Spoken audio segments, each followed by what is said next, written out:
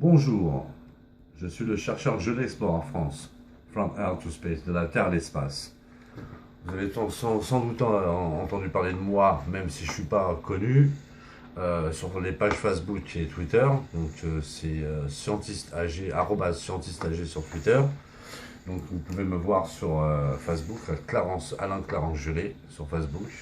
Donc nous allons parler un peu du paranormal parce que je m'aperçois qu'il y a beaucoup de personnes qui s'intéresse de près aux choses surnaturelles. Il faut bien le dire que le mot surnaturel correspond tout à fait à ces phénomènes. Car il y a beaucoup de gens qui parlent de fantômes. Il faut savoir que les fantômes, ça n'existe pas. Le mot fantôme existe, mais des fantômes, personne n'en a vu jusqu'à maintenant. Il y a certaines photos et vidéos de certaines personnes ou scientifiques qui ont réussi à voir ce genre de phénomène. Alors je ne sais pas si les photos sont truquées, parce qu'il y a beaucoup de gens, maintenant avec des ordinateurs et des effets spéciaux, on peut fabriquer n'importe quoi. Mais les phénomènes paranormaux restent des phénomènes paranormaux. Donc moi j'appelle ça des anomalies. Pour moi c'est une anomalie, c'est quelque chose de pas habituel, quelque chose qu'on ne voit pas. Je m'intéresse déjà, moi particulièrement, à tout ce qui a rapport avec l'invisible, avec l'au-delà. Donc, et je suis avec, en fin de compte, je fais des investigations et mes recherches. Je les fais avec une personne qui est amie avec moi. C'est un médium, donc depuis son tout jeune âge, il voit des choses, il perçoit des choses. Moi, depuis mon tout jeune âge, je percevais des choses également, mais moins. Donc j'ai un peu un don de prémonition, mais très très faiblement. Donc, et depuis que j'ai perdu mon ami, donc je me suis intéressé à ces choses-là parce que je pense que chacun dans le paranormal cherche à avoir des réponses, pas forcément les bonnes ou forcément quelque chose, hein, je l'espère un jour pour tous ceux qui sont dans le paranormal, qu'ils puissent obtenir une réponse ou quelque chose pour ceux qui sont dans la science. Moi, je le fais déjà pour la science, hein, pour apporter certaines réponses à des gens qui travaillent dans le domaine de la science, à des scientifiques. Mais pour ne prouver à personne, pour ne pas prouver quoi que ce soit. Ça veut dire ne pas me mettre en avant pour dire voilà, j'ai découvert ça, c'est moi le plus fort, je suis un tel, voilà. Parce qu'il y a certaines personnes dans le paranormal, vous prenez, je ne veux pas faire de la mauvaise pub pour RIP, mais quand je vois que pas mal de gens, des fans, je parle des fans de RIP, tout le monde a le droit d'être fan de quelqu'un, hein, d'un chanteur, d'un acteur, celui qui fait un roman, d'un homme politique. Moi, je suis fan simplement et fan de ce que je fais. Ça veut dire de mes investigations et de mes recherches. Donc, je parlais de RIP parce que quand je vois qu'il y a des producteurs qui produisent certaines émissions dans le paranormal pour changer un peu de registre au niveau des films d'horreur, parce que les gens s'intéressent beaucoup aux films d'horreur. Bon, il y a beaucoup de jeunes qui regardent ça, hein, qui aiment bien s'éclater dans les soirées avec des films d'horreur, puis des trucs qui font peur. Mais quand on est devant un événement vraiment réel, là, on agit autrement. C'est différent. Donc le paranormal, ça regroupe à peu près toutes sortes de choses, hein.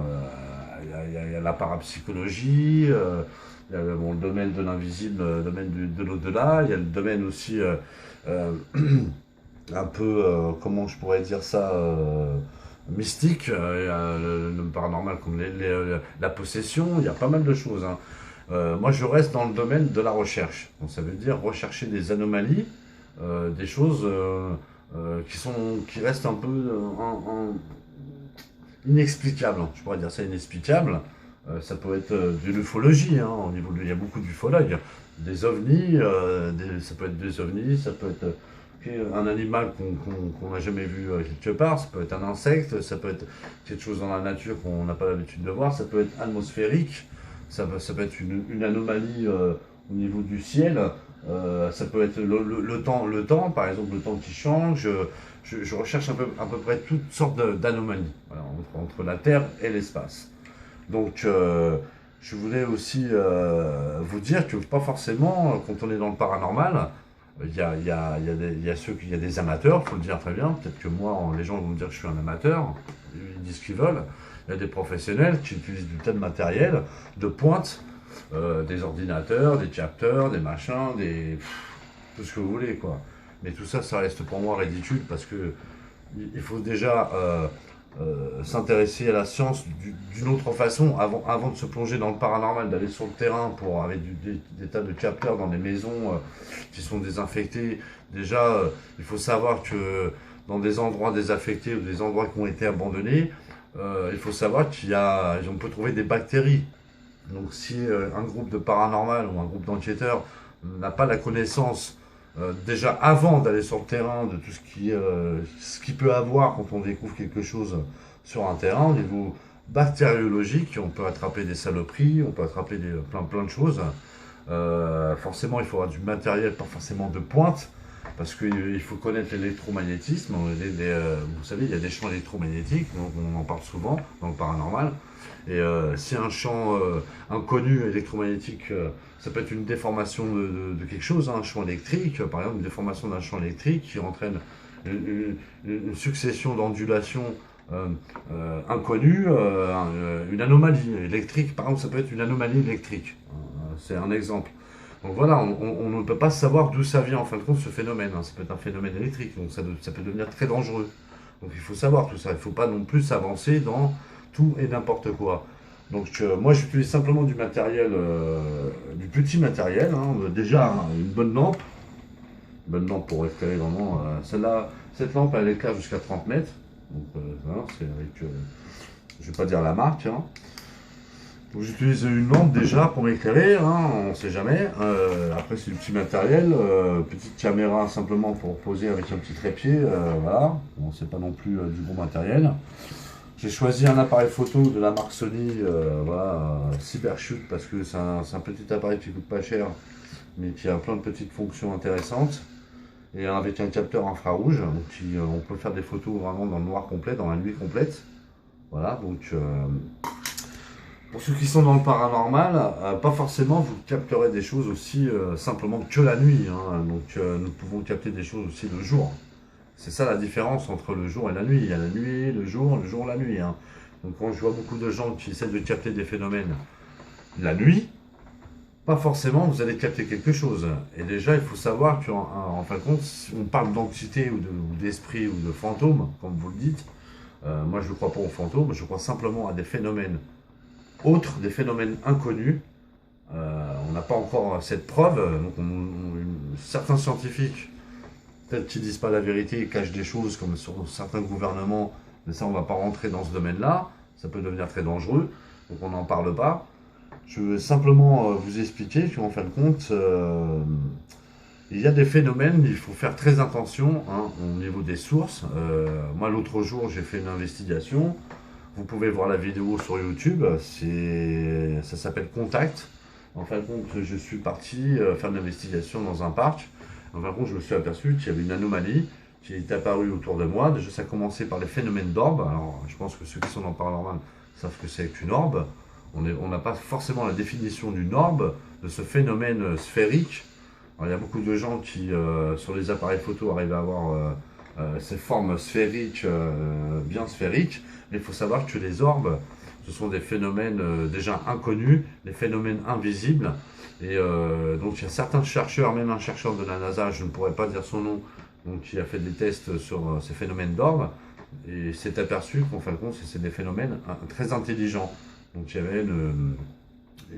avait pas une manipulation, mais il arrivait à les faire changer de direction.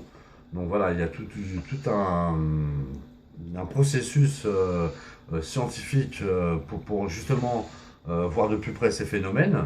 Donc il faut savoir aussi, il faut beaucoup s'investir dans la recherche scientifique, même au niveau de la physique.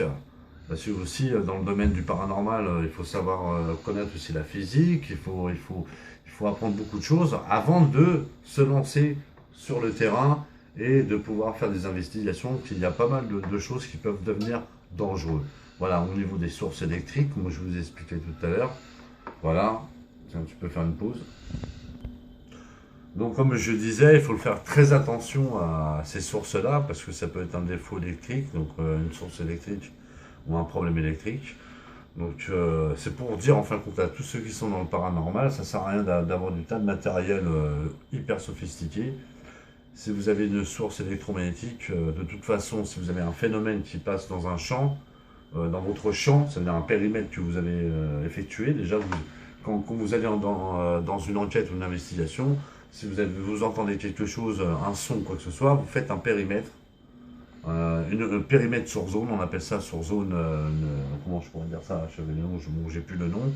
Vous faites un périmètre sur votre zone, vous la quadrillez, vous la protégez, et à partir de là, sur la zone où vous avez entendu ce phénomène, un son, où vous avez vu visuellement quelque chose, vous mettez un périmètre, vous faites une zone, et vous faites un périmètre, et vous protégez ce périmètre, et à partir de là, vous pouvez commencer à mettre du matériel sur ce périmètre-là, avec caméra, tout ce que vous voulez, et vous concentrez sur ce périmètre. Ça sert à rien d'aller dans tous les sens.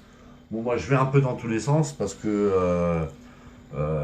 je cherche à savoir à peu près tout au niveau des phénomènes d'ordre. Donc j'essaie de comprendre ces phénomènes, mais il y a aussi autre chose, il y a d'autres phénomènes. Mais particulièrement celui-là m'intéresse parce que ce sont des phénomènes et j'essaie d'essayer de comprendre leur fonctionnement. Et donc j'ai capté pas mal de phénomènes d'ordre, des phénomènes très intéressants parce que ce sont des ordres en mouvement. Et j'essaie de savoir pourquoi, qu'est-ce que c'est, pourquoi ces phénomènes apparaissent, si c'est pas une source électrique ou électromagnétique ou un défaut au niveau du sous-sol ou un défaut de poussière. Il y a certaines personnes qui disent que c'est de la poussière. J'en ai fait le tour, je peux vous dire que ce n'est pas de la poussière. Donc ceux qui construisent les caméras et les vidéos, ils disent que ce sont un défaut de caméra et de vidéo ou ça vient du flash. J'ai fait des tests, la poussière on ne la voit pas passer, mais par contre on voit d'autres phénomènes apparaître. Donc apparemment cette source de lumière, la lumière que le flash dégage, ça représente un peu... C'est comme s'il y avait le soleil en plein jour, vous regardez une source de soleil dans les yeux, ça va vous faire très mal aux yeux, mais c'est exactement pareil, sauf que ça ne dégage pas la même chaleur. Ça dégage une puissance au niveau du flash. Donc peut-être que ces phénomènes sont attirés par ce faisceau de lumière, donc ils apparaissent. Donc après, il faut essayer de comprendre la physique, il faut essayer de chercher ailleurs, mais pas forcément, ce sont des phénomènes peut-être simplement naturels. Comme certaines personnes le disent, ça peut être des phénomènes, comme je dis, des anomalies électromagnétiques, électriques, des sources électriques qui s'échappent dans l'air. Ça peut être tout et n'importe quoi aussi, hein. Mais bon, il ne faut pas non plus penser à chaque fois à des phénomènes, voilà, il y a quelque chose, il y a un fantôme, il y a un esprit. Non, à un moment donné, il faut bien réfléchir, il faut bien regarder dans tous les angles et se dire, on va essayer de voir comment ça se passe, on va essayer de regarder les vidéos, les photos, ce qu'on a capté, pour bien analyser, pour savoir exactement si c'est pas un défaut de la caméra, un défaut de lumière, ça peut être une réflexion de lumière. Car moi, je m'intéresse beaucoup justement à tout ce qui est lumineux, la lumière, pour essayer de capter l'invisible. Donc ça peut être long aussi le paranormal, on peut déballer plein de choses, hein.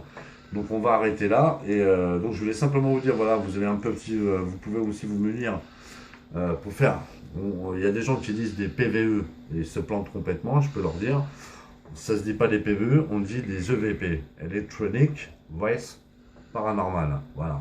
Donc vous pouvez utiliser ce genre de matériel. Bon, il y a des gens qui ont d'autres capteurs plus évolués parce qu'ils se disent, bon, avec du matériel plus